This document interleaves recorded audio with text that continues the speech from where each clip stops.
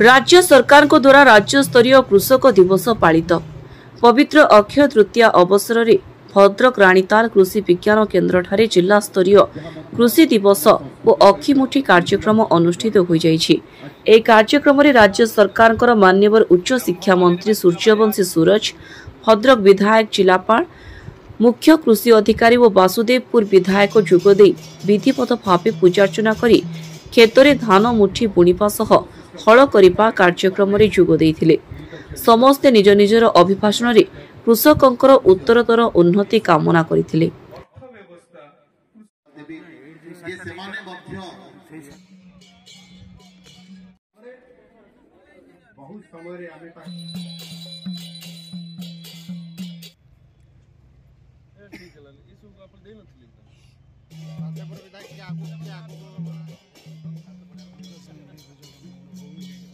भगवान एतिके देखते जे जो मनीष ठंडा दिने एते गरम अनुभूत होची तो ग्लोबल वार्मिंग कहंतु श्रीं ह्रीं क्लीं बटुकाय नमः। भक्ति कुसुमांजलि समर्पयामि। नमो नमः।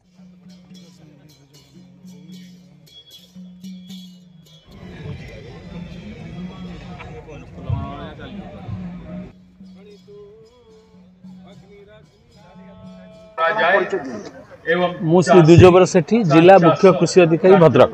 आमर भद्रक जिले जिला स्तरीय कृषक दिवस और अक्षय तृतीया पालन करा। कृषक मान आदि पर्व जो से नमूना विहन हिसाब से गजा परीक्षा उद्देश्य गजा परीक्षा टेस्ट करा जाए। नमूना माटी संग्रह आरंभ हम। कृषि जंत्रपाति से बर्तमान सर जोगाड़ करेंगे। विभिन्न किस्म जमी जो तार विहनर अवधि अनुसार से विहन निर्वाचन करेंगे। यहाँ हूँ आमर जो कृषक दिवस अक्षय तृतीय चाषी मैंने ग्रहण करते। यहाँ बहुत पुराना जिनस एवं कृषक दिवस पालन कराऊँ। चाषी मैंने खुशी अच्छा। आज सभा आमर समस्त अतिथि माने उपस्थित थिला एवं चाषी मान उपस्थित रही। आज एक पवित्र दिवस एवं समग्र राज्य आज अक्षय तृतीया पालन होची कृषक दिवस हिसाब रे एवं ए अवसर रे सरकार ताकर अभिमुख्य स्पष्ट करिसंती जे किभली भाव रे हम कृषक भाई भौणी मानक भितरे ताकर आर्थिक स्थिति रे उन्नति आसीबो। से माने हस उल्लास रे जीवन अतिबाहित करिवे एवं आज ए अवसर रे आमे जिला प्रशासन तरफ माननीय मंत्री थिले, भद्रक मान्यवर विधायक, वासुदेवपुर मान्यवर विधायक भी थे, ब्लॉक चेयरपर्सन, अन्य जिला परिषद सभ्य सभ्य माने प्लस सरपंच समस्त ये आज एवं समस्त कृषक भाई भौणी माने आज राणीताल थार अवस्थित कृषि विज्ञान केन्द्र प्रांगण में आज जिला स्तरीय कार्यक्रम आयोजित होती। आज आम जिलार पाखापाखि 2,49,000 चाषी भाई भौणी को सीएम किसान पैसा जीव ये 49 कोटी टंकार सहायता राशि प्रदान करा जीवो। एवं आमे महाप्रभु जगन्नाथ आज मध्य कहा जाए परशुराम को आज जन्मदिन।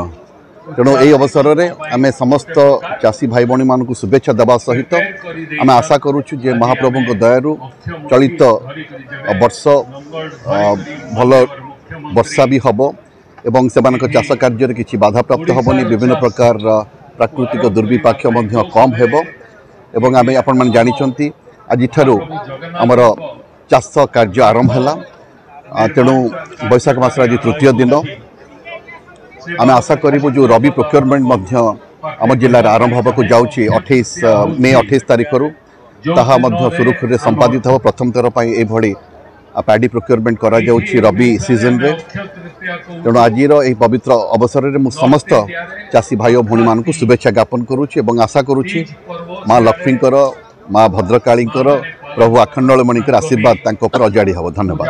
देखो आज शुद्धि और सिद्धिर पवित्र दिवस तथा कृषिभित्तिक गणपर्व आज अक्षय तृतीयार शुभ अवसर। यही अवसर में समस्त जिलावासी को शुभेच्छा और अभिनंदन ज्ञापन करुच्ची।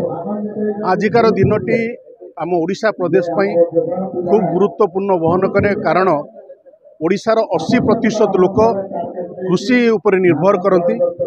आज दिन में प्रभु जगन्नाथ निकट प्रार्थना करी चलित वर्ष वृष्टिपात जो अनुसार हबार आवश्यकता अच्छी से अनुसार वृष्टिपात हो एक अनुकूल परिस्थिति परिवेश रे कृषक मानू सहाय हूँ कृषक मानकर जपरी अर्थनीति द्विगुणित हो आउ राज्य सरकार जो प्रतिश्रुति देते धानर सर्वनिम्न सहायक मूल्य 3100 टंका ताहा विगत खरीफ ऋतु पूर्ण कर सारी चलित रवि ऋतु में पूर्ण करेंगे।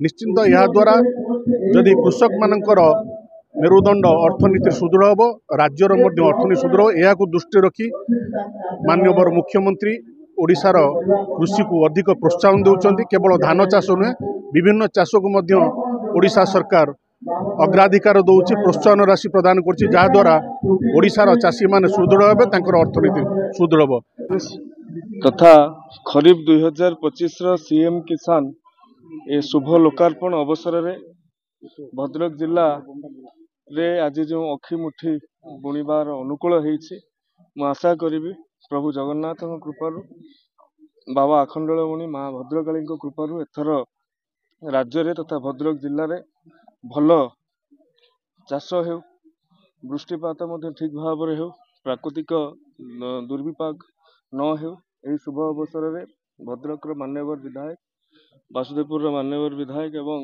जिलापाल समेत समस्त प्रशासनिक अधिकारी जनसाधारण उपस्थित रही शुभ कार्य को संपादित करथिले एवं आज जो सीएम किसान रो अर्थ आवंटन करा जीवो निश्चित भाव में कृषक मानकर अर्थनैतिक मेरुदंड को सुदृढ़ करिवार सहायक। धन्यवाद। भद्रकरू सुब्रत पालଙ୍କ रिपोर्ट कामयाब टीवी।